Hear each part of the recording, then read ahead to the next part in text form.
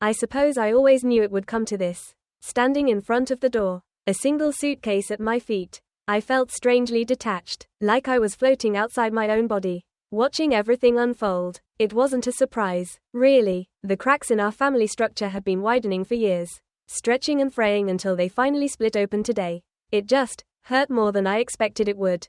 I was born to a single mom, and for years, it was just the two of us. Those were the good days, or at least they feel like it now.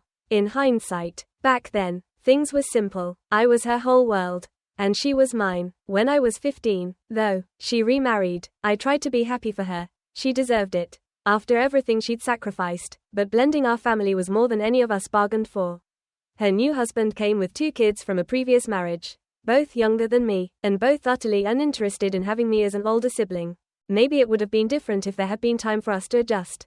But from day one, everything changed. The attention, the space, and even the sense of belonging that I'd once taken for granted started to feel elusive. Like something I had to compete for. I did my best to get along, to be the good kid who didn't cause trouble. But the new family structure had its own rules, and I often found myself on the outside looking in. As time went on, my life turned into a balancing act. My step-siblings needed constant support and attention, and I learned to keep my needs quiet, hidden in the background. I think that's when I began to obsess over my college fund. It was the one thing that was mine, the one plan I had that didn't depend on anyone else. My scholarship, my savings from part-time jobs, and every birthday or Christmas check went into that fund. It became my ticket out of this cramped home, out of this new life that felt more foreign than familiar. I didn't expect that my mom would ask me to split that fund.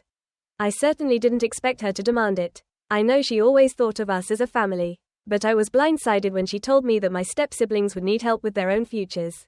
The way she looked at me, as if expecting me to be thrilled to support them, made me feel like I was suffocating. It wasn't that I didn't want them to have what they needed, I just wasn't willing to give up the one thing I'd worked so hard to build for myself.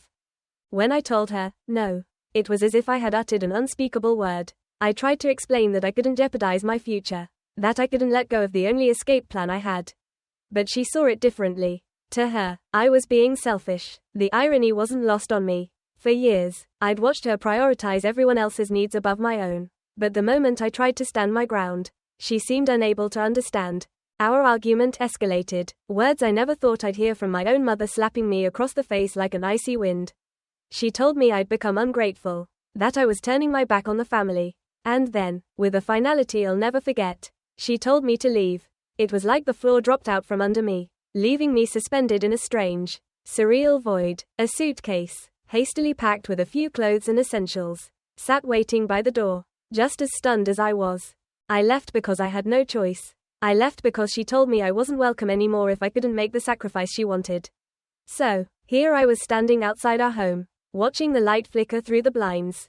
It was late, too late to call anyone, but the shame and anger I felt kept me rooted in place, unwilling to take a single step. That first night was brutal. I wandered for a while, aimless and unsure. Eventually, I sat on a bench outside a closed library, cold and numb. I tried to make sense of it all, but no amount of rationalizing could soften the sharp sting of rejection.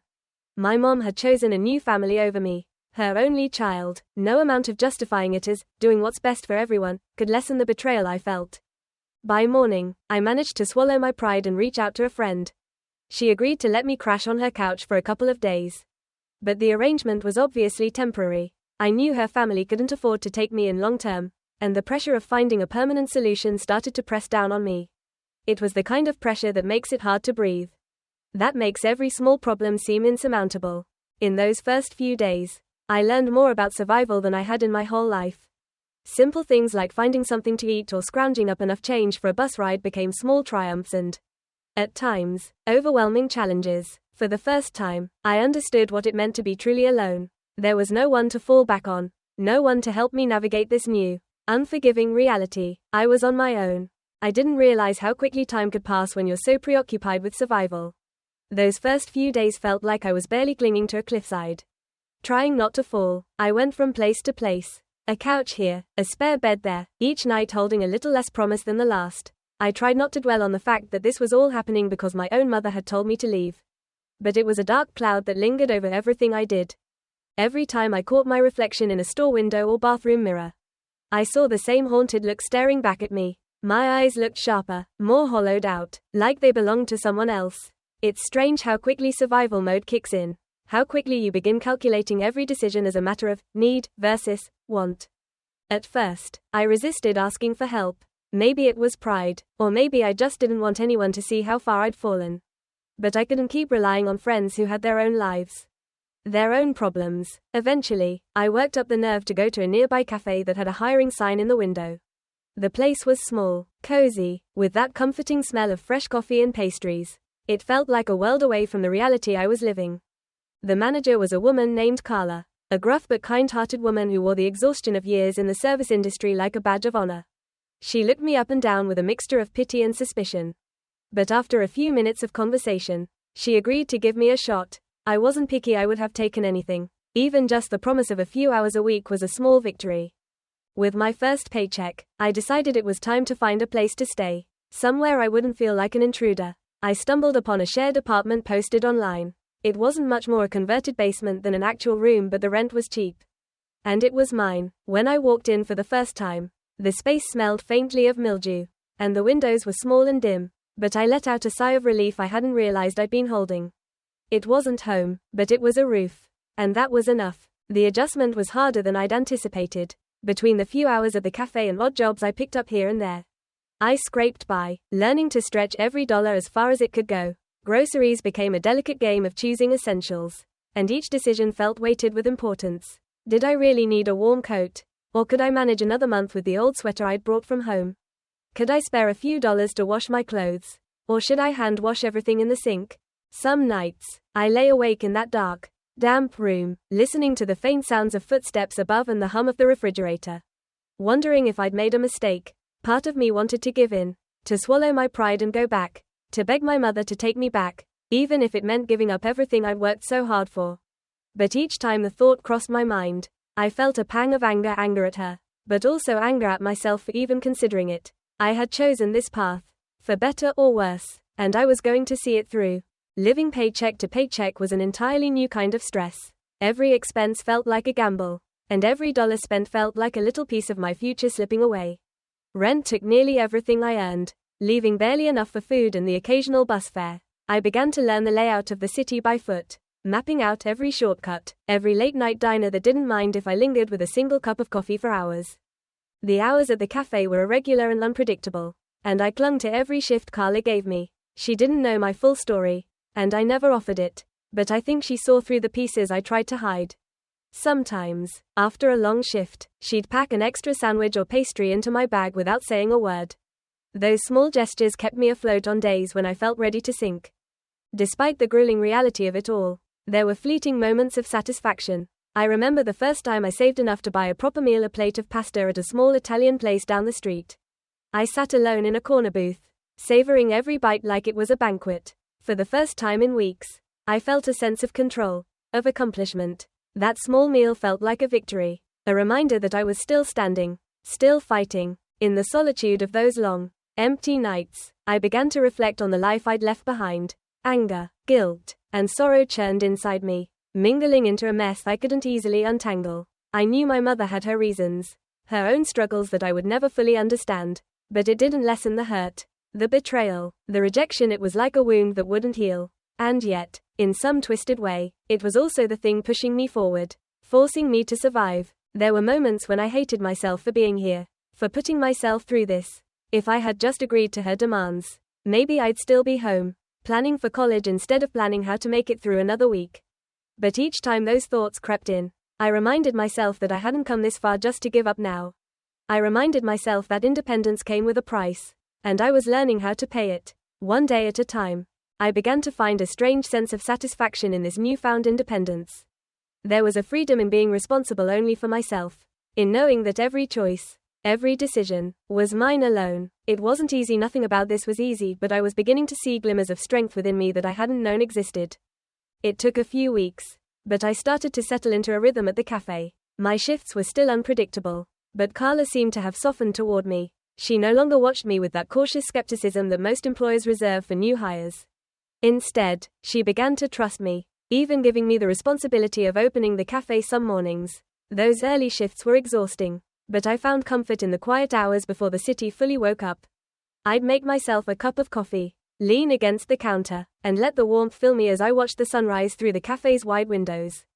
I became a familiar face to the regulars, a mix of tired students, local office workers, and retirees who shuffled in at the same time every morning. There was something soothing in the routine, in seeing the same faces and serving the same orders. It was a kind of stability that I hadn't felt in a long time.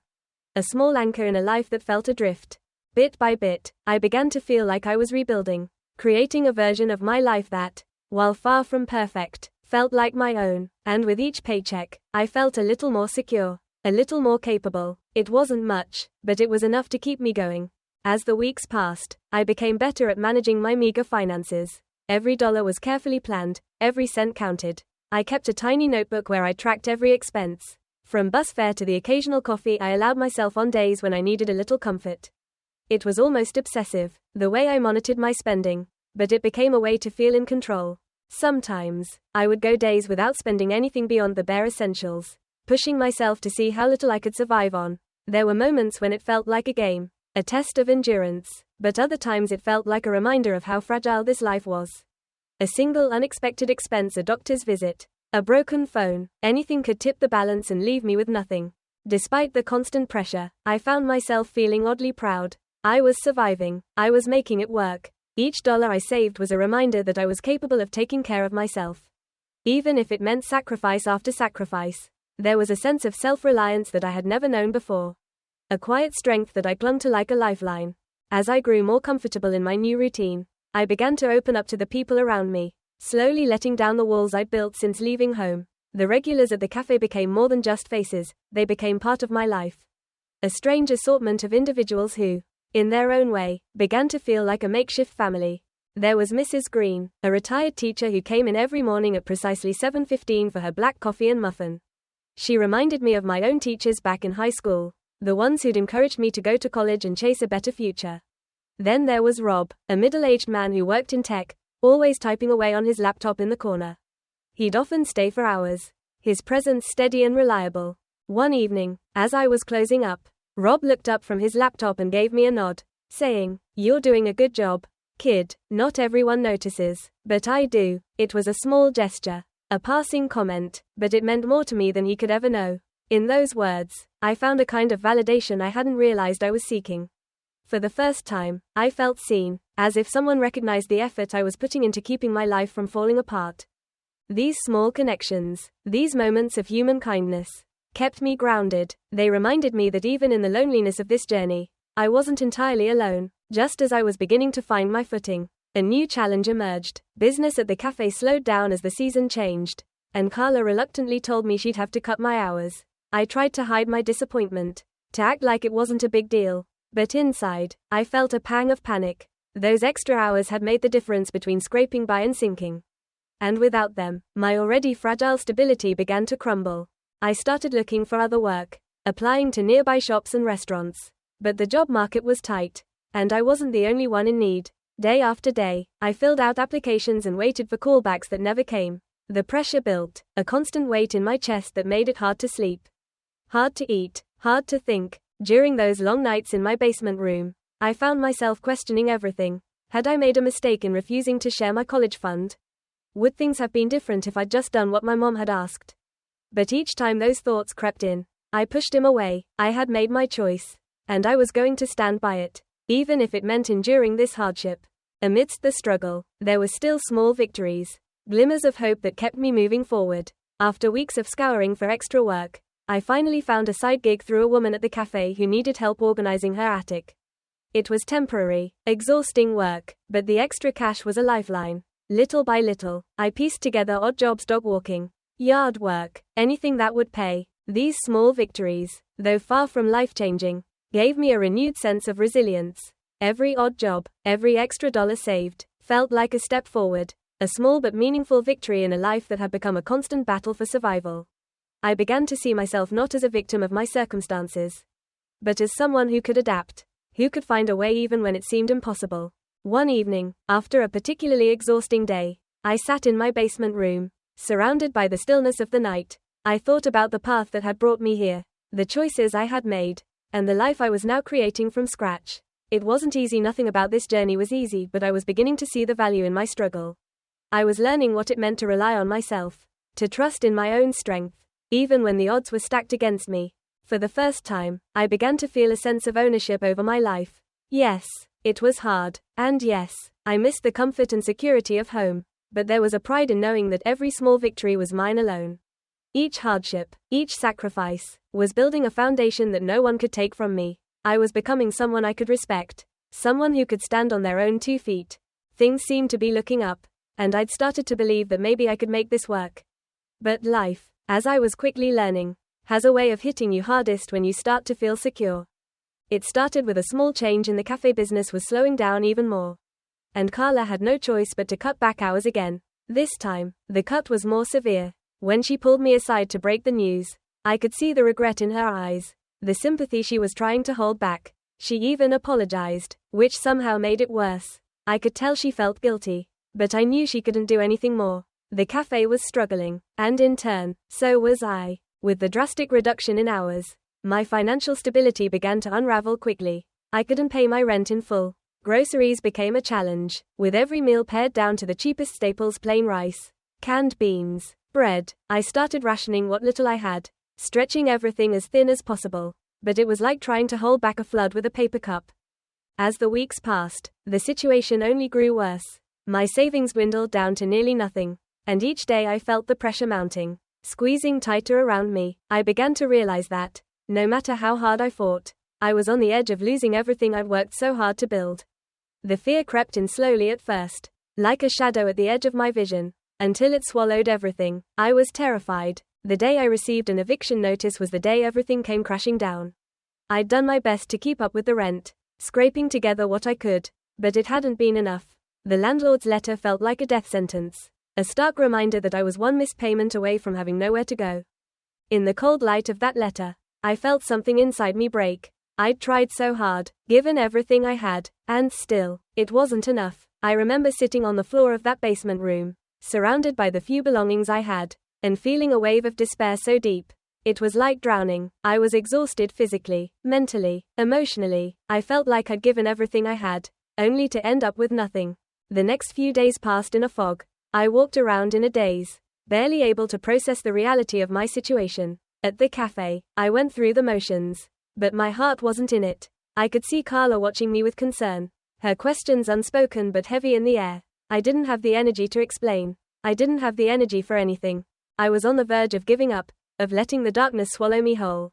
All the strength I'd built, all the resilience I'd forged through hardship, felt like it was slipping through my fingers. In those dark days, I found myself retreating into memories, grasping at moments from my past to try and find some sense of meaning. I remembered the quiet nights in my childhood room, where I'd dreamed of a future that felt boundless, where I'd imagined going to college and making a life for myself. I remembered the arguments with my mom, the stubborn determination that had brought me to this point. Had it all been for nothing? I don't know what kept me going in those moments. Maybe it was sheer stubbornness, or maybe it was the faintest glimmer of hope that somehow things could change. I began to realize that, as devastating as this failure felt, it didn't erase everything I'd accomplished. I was still here, I was still standing, I had survived on my own, even if only for a short while, and that was something no setback could take from me. With each passing day, I started to feel a small shift inside me, a quiet determination that began to replace the despair. I couldn't give up, not now. I had come too far, fought too hard, to let one setback define my future. Slowly, I began to piece together a plan, driven not by desperation, but by a renewed sense of purpose.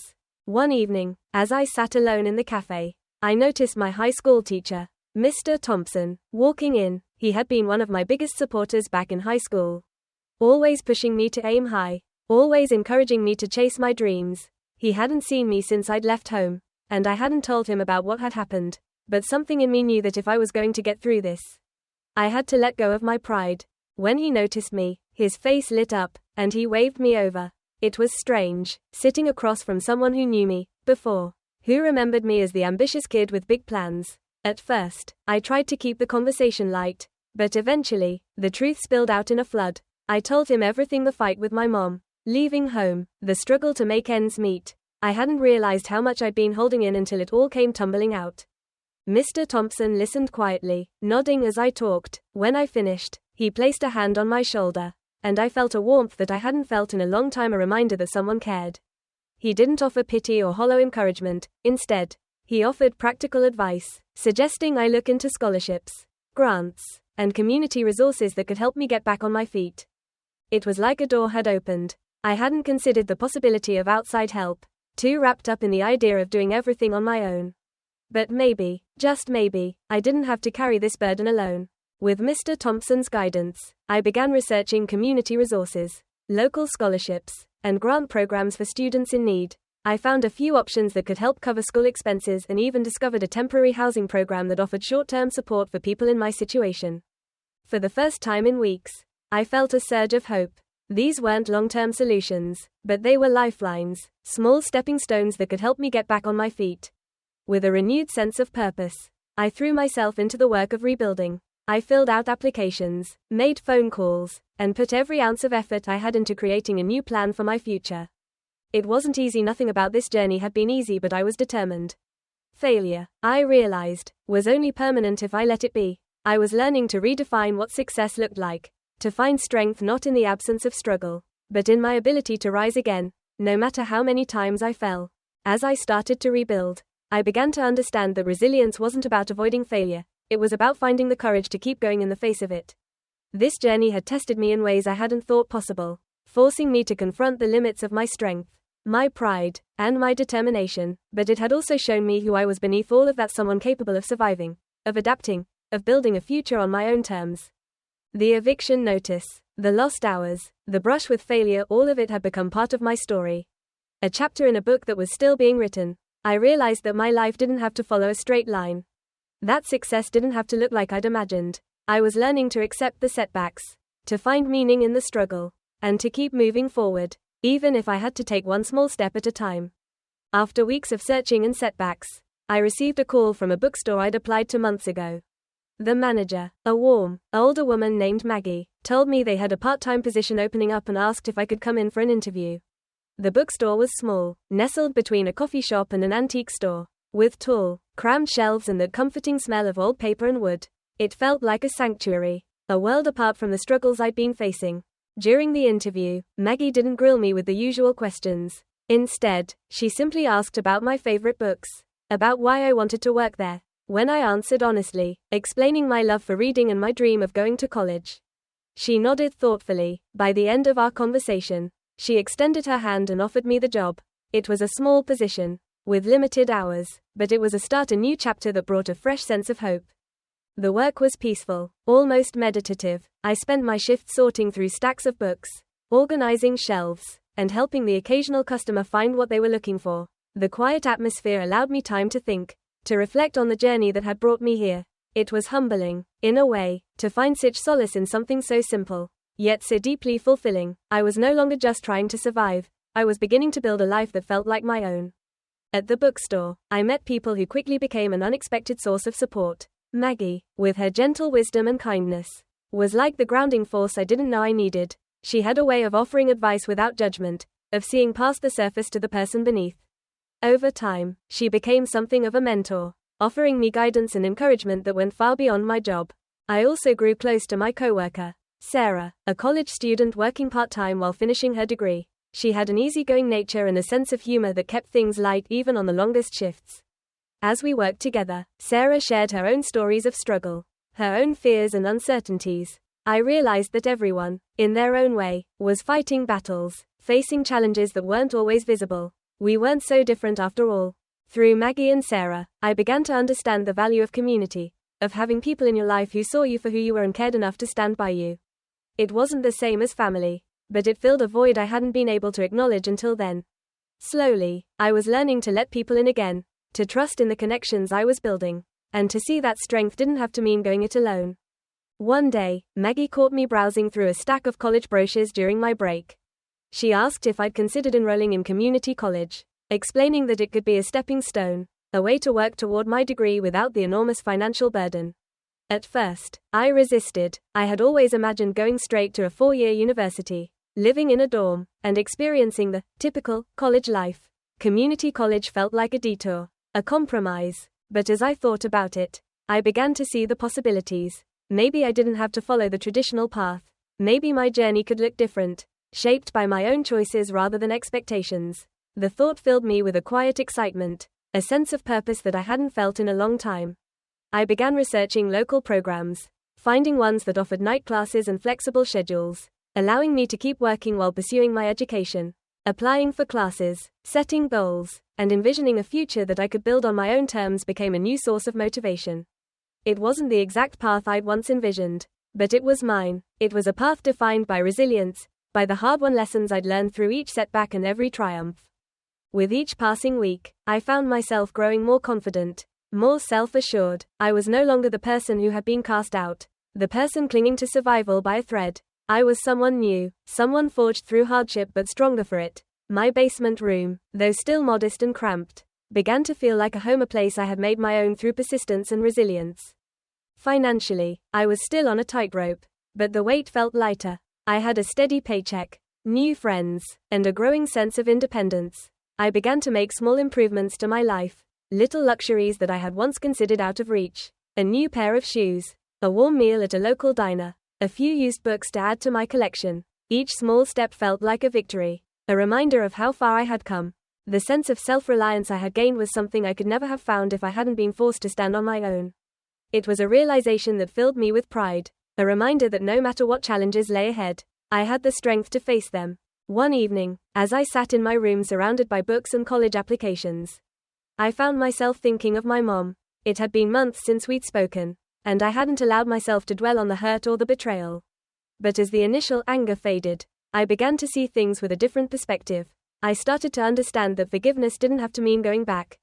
I could forgive her for the hurt she'd caused without sacrificing the boundaries I had worked so hard to set. There was a strange comfort in that thought. I didn't need to forget what had happened or pretend that the pain hadn't shaped me. But I could let go of the resentment, release the bitterness that had weighed on me like a shadow. This journey had given me a new understanding of myself, of what I valued, and of the life I wanted to build. And in that understanding, I found the strength to forgive not for her sake, but for mine. With the support of Maggie, Sarah, and the community I'd found at the bookstore, I began to take concrete steps toward my future. I enrolled in my first classes at community college, my heart racing with excitement and nervousness as I walked onto campus. It was a small beginning, but it felt monumental. Each class, each assignment, was a step toward the life I had dreamed of. A life I was building on my own terms. I started to see my journey not as a series of losses, but as a series of hard-won lessons. The setbacks, the struggles, the failures, they had all shaped me into someone resilient, someone capable of facing whatever challenges lay ahead. And for the first time, I felt a deep sense of peace, a quiet confidence that my path was exactly where I was meant to be. One crisp autumn afternoon, I was sitting at my small desk, surrounded by textbooks and the quiet hum of my laptop, when my phone buzzed with a message. I glanced at it, expecting it to be Sarah or a reminder about my next shift at the bookstore. But when I saw the name on the screen, my heart stopped. It was my mother. I hadn't heard from her in nearly a year, not since the day I'd walked out with my single suitcase, my dreams of college, and little else. Seeing her name stirred a complicated mix of emotions that I had thought were long buried: anger, confusion, and a pang of sadness that surprised me with its intensity. The message was short, almost too simple, yet it carried a weight that felt almost unbearable. "Can we talk?" She didn't explain why, didn't offer any apology or acknowledgement of what had happened. Just 3 words, but they cracked open a part of me I had sealed off. I read and reread it, as if the words would reveal some hidden meaning. At that moment, I felt torn between the life I had built for myself and the family I had once called home. The part of me that had once longed for reconciliation felt tempted to reply, to reach out and try to repair what had been broken. But the stronger, more resilient part of me hesitated, wary of reopening old wounds. In the days that followed, I found myself reflecting on the past year, on everything I had endured and accomplished. I thought about the countless nights spent worrying over rent, the long hours at work, the friendships I had built, and the pride I now felt in my independence. I was no longer the person who had left home out of desperation and anger. I was someone new, someone who had carved a path through sheer resilience and determination. I realized that reconnecting with my mother would mean more than just a conversation. It would mean facing the pain of the past, confronting the hurt I had tried to leave behind. And yet, I felt a strange pull toward closure, a need to find peace with this part of my life. even if it meant risking the stability I had fought so hard to achieve. Eventually, I decided to respond. I typed out a message, my hands trembling as I carefully crafted each word. I'm open to talking, but I need to do this on my own terms. It was a simple response, yet it felt like a declaration of the boundaries I had worked so hard to establish. To my surprise, she replied quickly, suggesting we meet at a coffee shop near her house. The thought of returning to a place so close to my old life made my stomach twist. But I reminded myself that I was no longer the same person who had been sent away. I was someone who had survived, who had found strength and purpose on my own. With that thought in mind, I agreed. The day of our meeting, I felt a mixture of dread and anticipation, a cocktail of emotions that left me feeling dizzy. I arrived at the coffee shop early, finding a corner table where I could gather my thoughts. I wasn't sure what I wanted from this conversation: an apology, maybe, or some kind of explanation. But more than anything, I wanted clarity. When my mother walked in, I barely recognized her. She looked older, more tired than I remembered, and her expression was softened with something I couldn't quite identify. We sat in silence for a moment, neither of us sure how to begin. Finally, she spoke, her voice barely above a whisper. I didn't know what else to do, she said, her words hanging in the air between us. Things have been difficult. She went on to explain that my stepfather had recently lost his job, that the family had been struggling financially, and that the pressure of trying to support everyone had worn her down. She admitted that she had lashed out, that she'd felt overwhelmed, and in her desperation, she'd made choices she now regretted. It wasn't a full apology, but it was an acknowledgement, a sliver of the understanding I had been waiting for. Listening to her, I felt a strange mixture of sympathy and detachment. I understood the struggles she was describing, the weight of responsibility that had pushed her to the edge. But I also knew that her choices had forced me to walk this journey alone, had pushed me into a life of hardship that could have broken me. Part of me wanted to forgive her, but another part wanted to hold her accountable. In the end, I chose to respond with honesty. I told her about the challenges I had faced, about the loneliness and fear, but also about the strength I had found. I explained that while I could understand her perspective, I couldn't simply forget what had happened. Forgiveness, I realized, was something I was willing to give, but trust would take time. Our conversation ended without the tidy resolution I had once imagined. There were no promises to rebuild our relationship, no sweeping gestures of reconciliation. Instead, there was a quiet understanding, a fragile peace that allowed us both to move forward. I left the coffee shop feeling lighter, as if I had finally laid down a burden I'd been carrying for far too long. I didn't know what the future held for my relationship with my mother, and I wasn't sure if we'd ever be able to fully mend what had been broken. But I had found my own sense of closure, a way to acknowledge the past without letting it define me. In the weeks that followed, I threw myself back into my life with a renewed sense of purpose. I focused on my classes, my job, and the friendships that had become my lifeline. I found joy in the small victories, in the simple routines that made up my days. Each moment was a testament to the strength I had built, to the resilience that had carried me through the darkest times. My journey had taught me that independence wasn't just about surviving on my own. It was about learning to trust myself, to make choices that honored my own needs and values. I was no longer the person I had been before, and that was something to be proud of. In the end, my mother's actions had set me on a path that, while painful, had led me to a place of strength and self-discovery. I didn't know if I would ever fully forgive her, but I was at peace with that uncertainty. My life was mine to shape, mine to build, and that was enough. In the days after my meeting with my mother, I found myself thinking often about the road that had brought me here. Each memory felt like a snapshot from a life I had once lived, a story I had survived. I saw myself standing alone in the cold outside my childhood home, scared and uncertain. I remembered the tiny, dark basement room where I had spent nights wondering if I would ever find a way out. I remembered the faces of people like Carla, Maggie, Sarah, and Mr. Thompson, the ones who had seen something in me worth supporting, even when I hadn't been able to see it myself. Looking back, I realized how much I had changed. I had walked through the darkest moments of my life and emerged stronger, more resilient, and more certain of who I was. Each challenge had been like a chisel, carving away my insecurities, my doubts, and leaving behind a person I was finally proud to be. I had become someone who could face the unknown, who could adapt, and who could find a way forward no matter how many times life tried to knock me down. This journey, though filled with hardship, had given me something invaluable. I had learned to trust myself, to rely on my own strength, and to believe in my ability to create a life on my own terms. It wasn't the life I had once imagined, but it was mine, and that was something I wouldn't trade for anything. As the months passed, I focused on my studies and continued my work at the bookstore. I found myself thriving in this new chapter, throwing myself into each class, each assignment, each shift at work with a sense of purpose that felt fresh and empowering. I was no longer just surviving, I was building, creating, and pursuing a future that was entirely my own. Community college, once something I had seen as a detour, became a place where I rediscovered my passion for learning. I was surrounded by people from all walks of life, each with their own stories, their own struggles. I found inspiration in their resilience, in the shared determination that bound us all together. And as I worked my way through each semester, I began to see a path forming a way forward that filled me with hope and excitement. I still had big dreams that were evolving with each new experience. I wanted to transfer to a 4-year college, to continue my studies, and eventually build a career that reflected my passion and purpose. But I was no longer in a rush, no longer desperate to escape. I had found a sense of belonging in this small community, in the friendships and connections I had built, and I was finally learning to appreciate the journey itself, rather than racing toward the destination. Over time, my relationship with my mother began to heal, slowly and cautiously. We didn't talk often, but when we did, it was on my terms, in a way that honored the boundaries I had fought so hard to establish. She had reached out a few more times, small gestures of connection that didn't erase the past but showed a willingness to rebuild.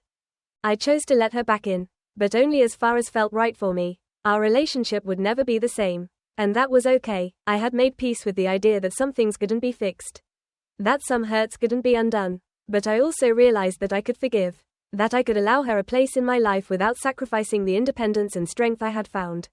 It was a delicate balance, one that took time and patience, but I knew now that I was strong enough to manage it. In forgiving her, I had also found a way to forgive myself for the anger, the resentment, and the mistakes I had made along the way. I understood now that every choice, every struggle, had been a necessary part of my journey, shaping me into the person I was becoming. With each passing day, I felt the weight of my past lifting, replaced by a lightness that came from knowing I had survived, that I had carved out a path against all odds. I no longer feared the unknown. In fact, I welcomed it. I was ready to face whatever came next, armed with the resilience and confidence I had gained through every hardship. I looked forward to the future with a sense of excitement I hadn't felt in a long time. There would be challenges, of course, but I knew now that I was capable of meeting them head-on. I was no longer defined by the choices of others or by the circumstances I had once felt trapped in. I was free to define myself, to build a life that reflected my values, my dreams, and my strength. For the first time, I felt truly alive, truly at peace with where I had been and where I was going. The path ahead was mine to create, and that knowledge filled me with a profound sense of joy and freedom. I had found my way, and there was no turning back. As I walked through campus one evening, feeling the cool autumn air and watching the leaves scatter across the ground, I felt a surge of gratitude. I thought about all the people who had helped me along the way, the friends and mentors who had believed in me when I had struggled to believe in myself. They had shown me the power of kindness, of connection, and of resilience, lessons I would carry with me for the rest of my life. I had started this journey as someone searching for escape, for freedom from the constraints of my past. But now, I understood that true freedom came from within, from the courage to trust in my own strength and to embrace the unknown without fear. As I headed home, I realized that this was only the beginning. My life was a story still unfolding, a journey that would continue to shape me, challenge me, and inspire me in ways I couldn't yet imagine. And as I took each step forward, I knew, with a certainty that filled me with peace, that I was ready for whatever came next. My mother had kicked me out, forced me to fend for myself, but in doing so, she had set me on a path of self-discovery that had become my greatest gift. I had learned to stand on my own, to fight for my dreams, and to build a future that was authentically mine. I had found my strength, my resilience, and my purpose, and as I looked toward the horizon, I saw a future filled with hope, a life built not on the expectations of others, but on the foundation of my own hard-won independence. The journey had been painful, filled with loss and struggle, but it had led me to a place of profound freedom and peace. And for that, I was endlessly grateful.